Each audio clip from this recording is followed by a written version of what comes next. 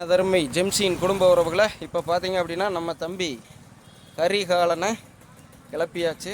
So 4 வருடமாக நின்றுட்டே இருந்தவனை இப்போ வந்து பார்த்திங்கன்னா நம்ம என்ன பண்ணியிருக்கோம், எடுத்து தயார் பண்ணிகிட்ருக்கோம். ஸோ இப்போ பார்த்தீங்க அப்படின்னா ஏர் செக்கிங். ஸோ எவ்வளோ இருக்குது, ஏன் தம்பி சத்தம் அப்படி போயிட்டுருக்கு, ஏர்லையா டயரில் தம்பி? நான் தானே பம்ப் அடிக்கிற இதில் ஏற்றிட்டு வந்தேன். மண் இருக்கும் போல் இருக்குதுங்க, ஒரு இது குத்தி விட்டு பாருங்கள், இப்படியெல்லாம் சத்தம் வராது என்றதில் நல்லா ஏறிச்சு.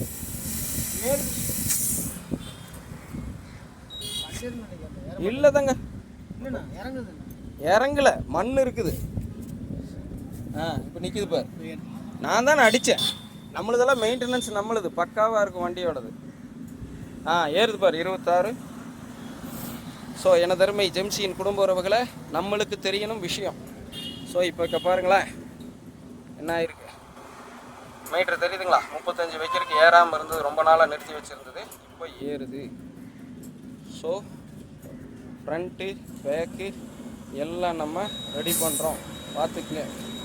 நம்ம தம்பியானே, ஓகே, நம்ம தம்பியான ரெடி பண்ணுறோம்.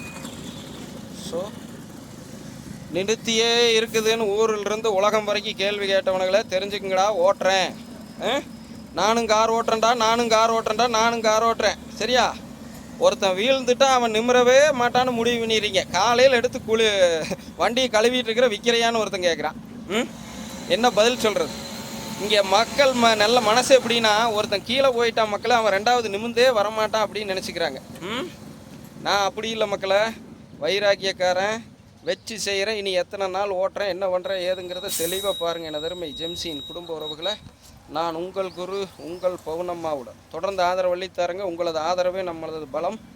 ஸோ ஏர் 35 பிஎட் பேலியோக்கு நம்ம வச்சுருக்குறோம். தெளிவாக பாருங்கள், ஓகே.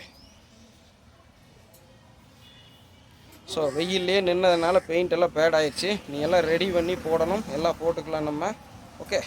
ஸோ முடிச்சுக்கிறேன் மக்களை. இனி அடுத்து கோயிலில் போய் நானும் பவுனம்மாவும் 2 பேரும் சேர்ந்து லைவ் பண்ணுறோம். நன்றி, வணக்கம் மக்களை.